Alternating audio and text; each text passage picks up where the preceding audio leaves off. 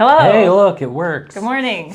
It took a little bit for Facebook to accept our live. Yeah, it didn't seem like it wanted us here. Maybe it knew better. Maybe exciting things are about to happen that are too much for Facebook to handle. Right. Like flying monkeys or... Oh, well, Facebook would be all over flying monkeys. We'd probably go in Facebook jail talking about flying monkeys. Don't even mention Facebook jail. Oh, yeah. We're going to go on Facebook jail just for mentioning Facebook jail. We'll have to bleep that out. I don't know what you're talking about.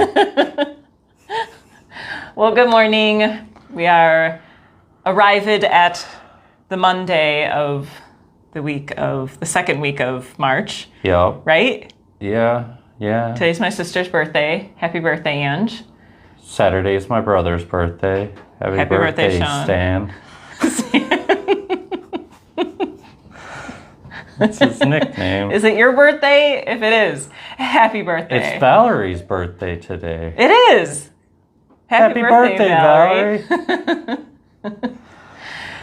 In my family, we have this thing called March birthdays because, well, there's March birthdays and there's November birthdays. November, a lot of people are born in November, But March is like big in my family. So big that every year we have March birthdays, which is like one big birthday party for all of the March people. With a fist fight at the end over what kind of cake it's going to be. Is that what happens? I don't know. Oh, I don't think so.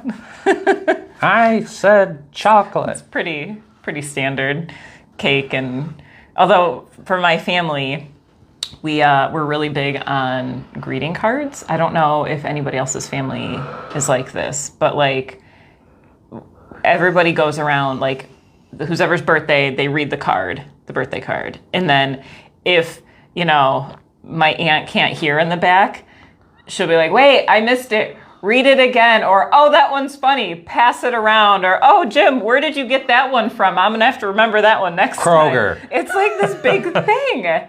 It's huge. I don't know. I didn't realize it. One year when we pretended that was going to be some sort of tradition in my family. Oh, yeah? Yeah. Or we read it out loud? Yeah, and everybody was like, that really was not fun. It's an interesting time. But you don't realize that what your family does is unique until like you go to other people's family's birthday party. You're like, well, wait, why don't you do this? Or other people come to like your family's birthday parties or whatever. Like, you share traditions and they're like, your family does this? We kick it off with a solid, what time are we eating? Yeah. Why isn't it ready yet? Followed by naps, followed by eating. Solid. Followed by immediate Wait, dessert. Eat before, or you nap before you eat? Yes. But then do you nap after you eat? Well, okay, so dinner's supposed to be at 5, right? Sure. You show up at 4:45. Okay. Dinner's not ready till 7. Oh, man. Yeah, so See, you I'd nap. be upset about that, too. Yeah, okay. You nap until it's time to eat. Or you pass out because your blood sugar gets low and you just can't move on until you get like turkey in your belly or something. Right. Sometimes there's a fight over who's going to cook when you get there. So wait, let me get this straight. We don't have the established chef at the Vadnais household until... No. If it's summertime and there's a grill, everybody assumes I'm going to do it. Okay. And they just assume that. Mm-hmm. And then I'm like, I don't feel like doing that. Oh. And then there's some chaos. And then someone throws hot dogs on a grill. Oh. Because it's so hard. See, that's the beauty of being on like special diets, because I would always bring my own food. Like I'd be like, oh yeah, like I'm on a gluten-free diet. I'm on the cashew diet. And I only eat cashews. That sounds like a great diet. I just carry a my bowels sack would not be happy. Cashews around. Cashew sack. Yeah. So that's what's in that sack. Yeah. I've always wondered. Yeah. We don't really have traditions except for the annoyance of being amongst others. The ceremonial annoyance of the dinner not being ready. Like, I don't really have any... Well, we'll take Easter. I don't really have any Easter traditions. Like, we used to like my family used to hide Easter eggs, I think, and I would find them. We used to, on my mom's side of the family, be part of like the largest family Easter egg hunt in Like the how oldest large? one ever in Toledo. Really? That's Yeah. a thing? Apparently it was. We were on the news once. I Oh, remember wow. I'll that. have to dig that up. Some camera fella took pictures of me, video of me hunting eggs. I'll have to find that. amongst other people. I'll bring it in the next family. week. It'll be a part of our early Easter We don't even celebration own here at that Ordinary property Pioneer. anymore. So that tradition disappeared about 15 years ago, 20 years ago. Well, let us know what your traditions are, if it's something that like you think is unique, or or even if you're like, yeah, we do the traditional, like whatever it is. Because sometimes, like I said, like sometimes I think like, oh, this is like normal, but like maybe it's not so normal. So it's kind of cool to hear other people's traditions and like see, oh, what else is out there. Maybe I'll start doing that. There's usually a fight between whether it's going to be turkey or ham. Can't you just have both? Sometimes that fight starts the morning of. Jeez. When stores are closed. Yeah. See, I would just get both. I love both ham and turkey. I don't know that I could choose if I had a choice. Got to do that uncured ham, though. Uh-huh. As much as I want a delicious honey-baked ham. Yeah. There's too much sugar for me, though. I like Just don't put the Thanksgiving's sauce tough on for it. me, or Thanksgiving's the best for me. Easter's tough for me because I feel like it's food that I love, but I never feel great after eating like ham and What about like, rabbit cheesy stew? potatoes. Rabbit stew. I haven't had rabbit in a really long time. Sorry, all the vegans. I grew up on a farm. I didn't have a choice until I was I older. had some squirrel once. It was amazing. I've never had squirrel before. Question number 2. What was strange full of out-of-the-box buckshot. food have you eaten? The what? It was full of buckshot. On that note, We didn't trap it. segue. We shot it. No segue. How about we get into those cards this morning? I really try to do segues. If you didn't know, I worked in the news, so like I'd pay attention to the segues, and it's always like it's either really obvious or it's just like, all right, this just in, or We in should other start news. doing that. Yeah, This just in, Helena's shuffling. breaking news. What? Paul's staring at the bottom card because he's a cheater. All right, here we go. What do we got? How do you make them upside down? You don't even do anything to talking make them about? upside down. What are you talking about? I don't know. You want that one too? No, I just want it to be upright. Oh. I didn't even look and see what it was. Perception. Oh. See, it's all about perception, Paul. Yeah, Green. right side up. Energy. Heart energy. Yes. Aw. She looks wonderful.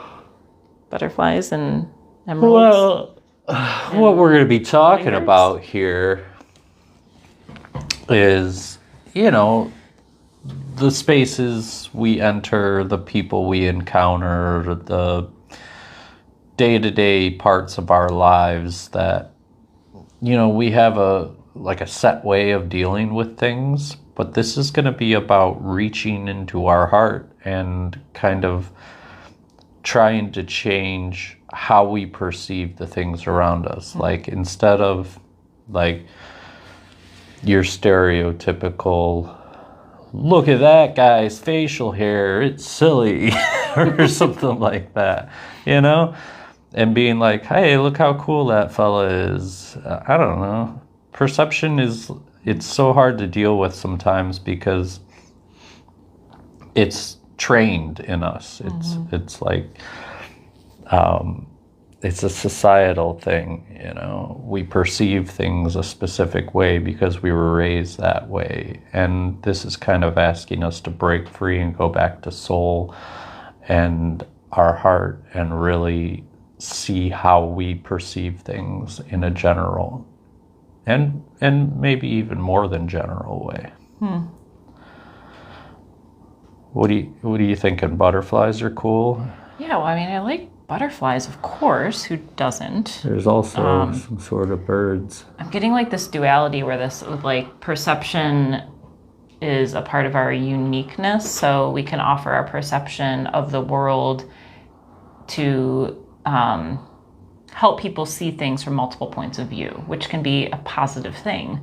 However, our perception can also skew our way of seeing things and keep us stuck in old beliefs instead of being in the present moment in, well, this person did this thing yesterday. Well, I bet they're going to do it today. And then we're bringing that energy into the situation instead of being curious and open to new ways of being. Maybe they were just in a bad mood the day before. Maybe they were just in a bad mood. Right. But like in a moment's time, the world can change. And we've seen this.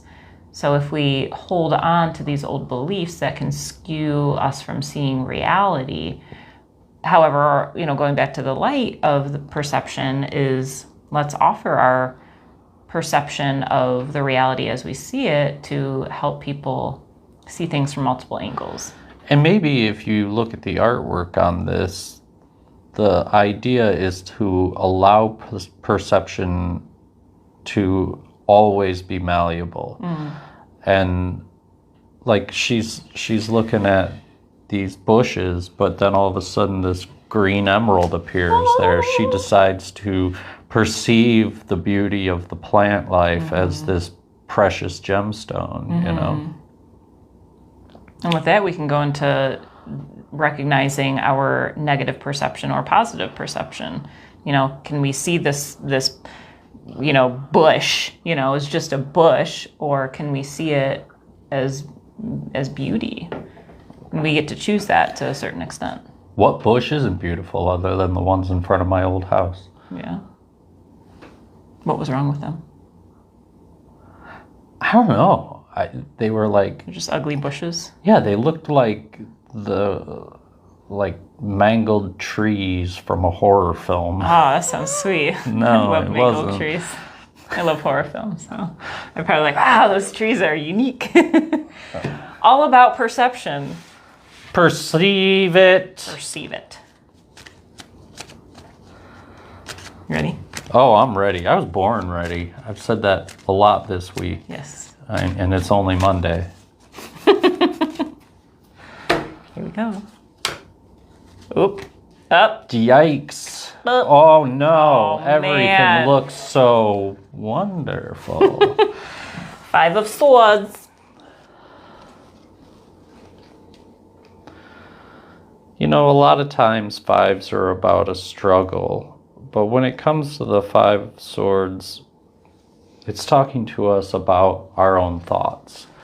And if you look at the imagery on this card, it seems like a victorious moment at the end of a struggle, but it's actually supposed to make you contemplate what's the sense in, like, he's kind of gloating that he won this battle, but you have to perceive which character you are in this card.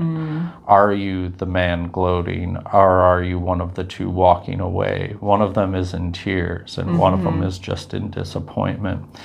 But they laid down their thoughts. The argument is over. Sometimes that equals victory, to not approach things from an aggressive manner. And sometimes it's very important to win the debate. And this is about choosing our moments this week. Kind of the same with the perception thing, but the duality of our thoughts is like, did we succeed in what we were attempting? And what we were attempting, was that really what we wanted to gain from the situation? Did we want to stand in victory in an argument over somebody, or did we just want somebody to hear our thoughts and our point? And sometimes you just have to walk away from those situations when there's no certainty of an objective. We have to know when to leave these moments. coming to the Seven of Wands, I think these wands look like carrots every time it comes up. well, we love carrots. I do love carrots. The Seven of Wands is about taking advantage of your situation. If you're coming from a place where it doesn't matter, like a lot of times people talk about the high ground, and myself, I'll talk about the high ground that this character has in this card, but you can be, again, any one of these situations, and this is about our fiery energy. This is about our passions, what we're striving for, and are we sitting from where we exist, grateful for what we have, and continuing to push forward with our passions, or are we standing at the top going, all these other passions of others need to be put down? And tying all of this into perception is important, because how do you perceive, again, a victory in this situation? These are all about struggles, but the coming energy of the last card is going to be very important to tie all this together. And it's really about this, the greater understanding here is about a new way to perceive your life, a new way to perceive the world around you. And with, I know we come back and we talk about the shift, and I wrote about it in our newsletter, if you checked it out. Really understanding that a lot of things, though they seem minor, can have such a great impact on the grander scale. And when we're approaching the end of a cycle in our lives, it's important to have these little things come up. These little ways of looking at the world and at people, and really kind of just pushing aside all the trained and programmed aggression or, ego or arrogance, things like that. None of that really matters when it comes down to just being a human being. Like, do you have to be better than the next person? Do you have to have a victory at every moment, or can you just be? Mm-hmm. And that's what the transition in this part of the shift is about. And if you can take that individually and change your own self the way you want to approach the coming future, then you're already in a place of victory in a grander scale than, say, I said this and that guy felt like he was defeated, or I stood and said my ideas are more important than yours, What are your thoughts?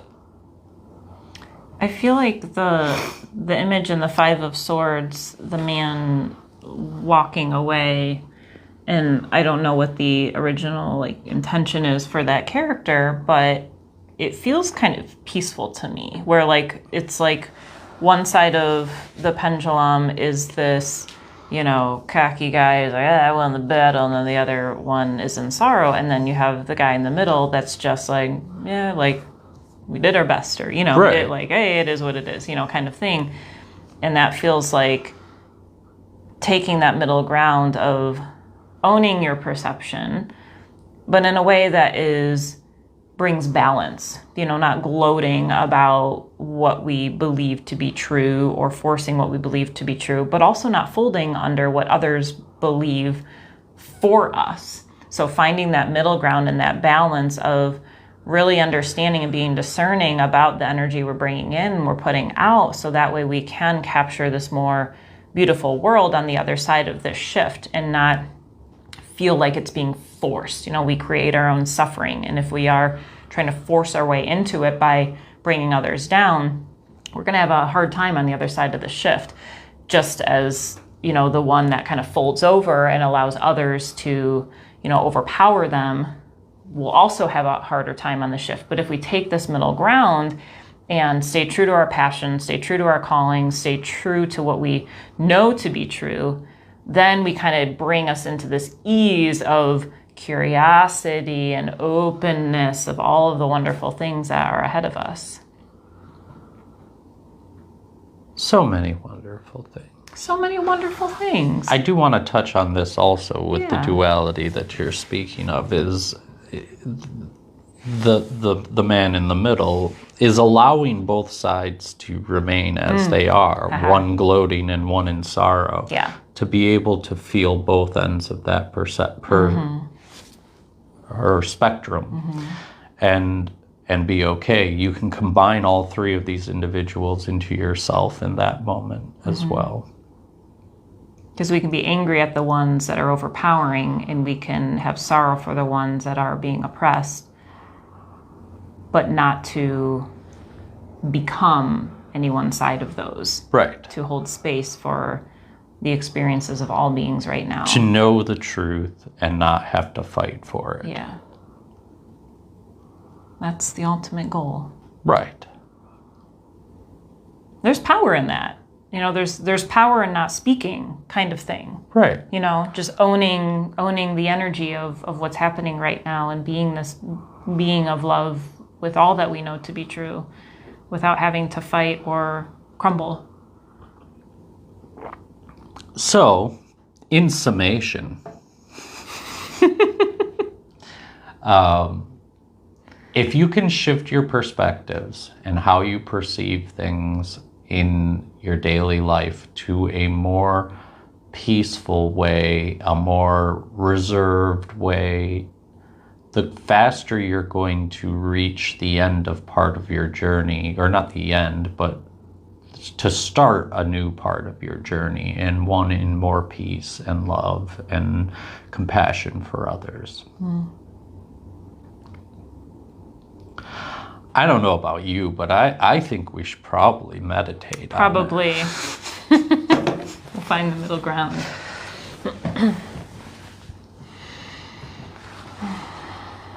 We'll begin by placing both feet on the ground. Or if you are laying down right now, becoming aware of the part of your body that is closest to the earth. And take a few deep, full breaths, sending the inhale towards the belly, and then exhaling the entire breath out. Running through the cycle a few times. Full breath in and full breath out. Allowing the sacred breath to expand your inner world.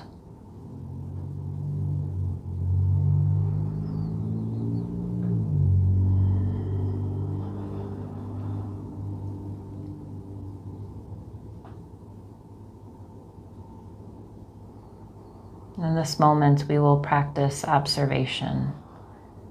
First beginning with the body. Observing the feel of the breath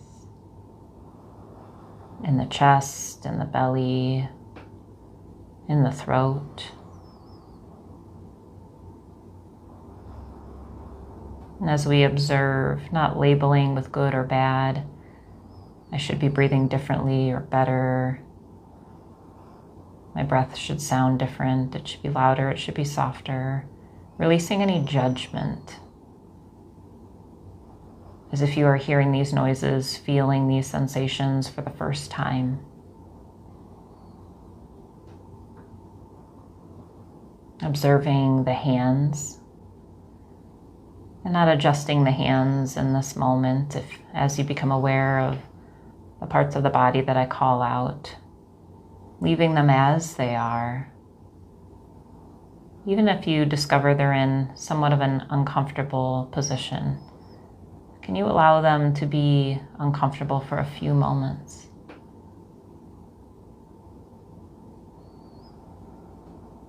Noticing any tingling sensations, pulsing, temperature of the hands.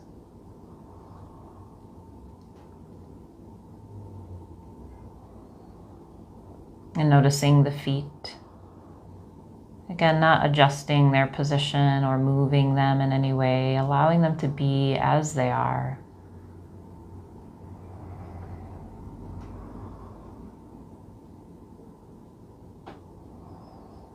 witnessing them as if for the first time, what it feels like to have toes, to have bones in your feet, the arch, the heel.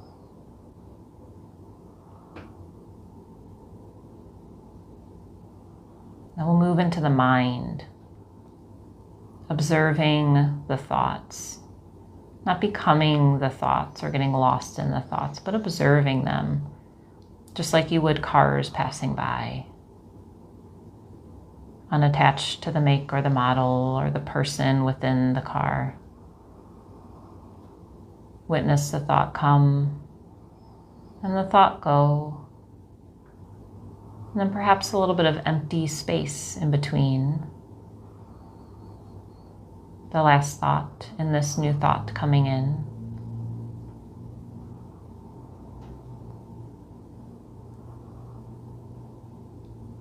If you notice yourself going deeper into a thought, for these purposes of observation, drawing your awareness back out to the witnesser, the observer of the thought. Watch the thought come and watch the thought go.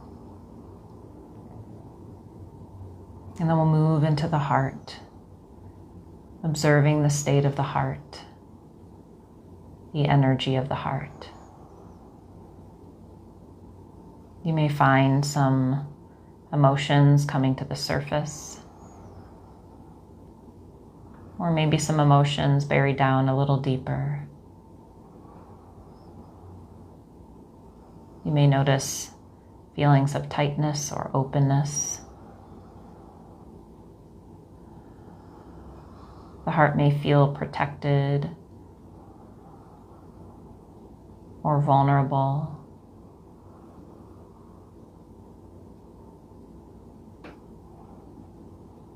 And if you notice yourself being overcome by an emotion, again, not identifying with that emotion, not allowing it to draw you in to create more thought, but to pull back out and witness, allow the emotions to be there.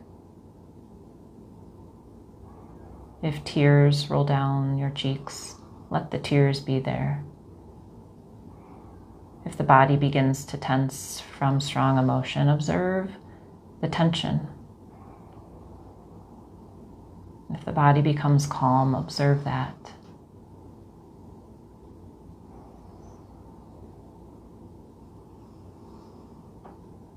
Now we'll deepen our breath. Once again, sending the inhale towards the belly, creating space within the body. And then exhaling the full breath. I'm doing this a few times. Allowing all that is to be as it is. And us here in this moment, taking on the role of the observer.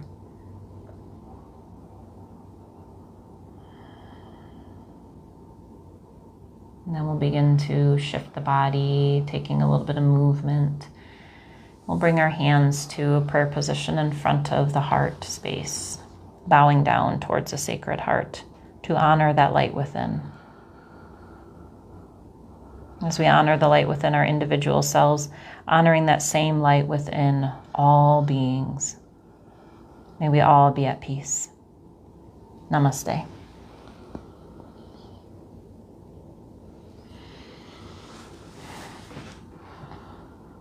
I love to meditate. I'm just going to say it. I guess Oh, that's do why you? I do what I do, because I love meditating and taking a pause. Because as I was speaking in the meditation, I tend to not take on the role of the observer and tend to judge how I feel or ways I think this world should be. But to be neutral is refreshing, and it offers me a more balanced perception of the world. Now, to come back to your use of the word pause. Yes. Are we talking about like kitty paws or Yeah, puppy paws? definitely kitty or paws. Bear paws or... Oh, bear paws. Yeah, I like bear paws. Yeah, like that. I went to the zoo last week and I could not stop staring at these bear paws. Or isn't it like a dessert? Bear paws. Bear claws. Oh, that's Yeah. it. It's a type It's of like a donut breakfast or something. pastry. Is it? We should get some of those. That'll be next week. Oh, God. With enchiladas. Join for us. cheese. For our Taste Monday energy readings that involve us stuffing our faces with poison. testing. Maybe I just make them myself, and then they'll be gluten-free and vegan and have lots Well, of figure out how to fiber make and- wind shoulders bar cheese Oh my gosh, then. you can't do that. Well, please come and see us soon. We have a new raffle as we announced last Monday. We have some art, some river stones. We have a gifted 60-minute session from myself or Paul. We have, what else do we have? Is that it? I feel like there's something else. We have some journals. We have some leather-bound journals. So come out. There's $5 a ticket. Plus, there's And- an adorable owl to put your tickets There in. is an adorable owl. So Oh, are we auctioning off, or not auctioning, raffling Hey, off the 4 da, da, da, da. agreements? Oh yeah, we have the 4 agreements there, which we have a new book club. On this first round will be on the 4 agreements. The book and brunch will be on March 23rd, not this Saturday, but next Saturday. And you can join us this Saturday for Tarot Tea Party at 12 p.m. It's going to be a scene. It's going to be a scene. Tea and tarot and conversation. It's super cash. There'll be some jokes. Some jokes, maybe. Sort of. Some tarot reading. It's a lot of fun. We also are introducing today Energy Yoga Flow by Caitlin. She's going to be leading this gathering every other Monday. So we'll have a little bit more of a dynamic yoga. And we've got Chi Energy, On Wednesday. Qigong, and what do we have Sunday? We have Tori's class. Oh gosh, what's Is the that name? this Sunday? I think so. No. Is it next Sunday? It's the one after. Oh, this we have Sunday's Open the Circle. Open Circle. Yeah. I've got so many different dates in my head. Help yourself by going to our website, So you don't listen to us. ordinarypioneer.com/schedule. Butcher it. Don't listen to me. I'm too close to the project. Thank you so much for showing up, for viewing us. All these videos are on our YouTube channel. Please like and subscribe and share with any friends you think would resonate with the material that we offer. We're also offering spiritual mentorships. That's a new program that we have at OP. So if you would like to learn about tarot or Reiki or intuition or shadow work or anything in the spiritual, metaphysical realms, reach out to us. We have a form to fill out under the service tab of our website. So there's an opportunity there for you to connect with us and to learn with us. And now I am also offering tarot certifications. Mm-hmm. So Yes, 3 levels. 3 levels. Go all the way. I need to take that because I just get bits and pieces here and There's there. 78 cards. Yeah, I know Okay. like 3 of them. Oh, I recognize that one. Yeah? Let me go on Biddy Tarot and Oh. remind myself what it is. Oh. No. Or rescue. Thank you once again for joining us. Have a blessed week.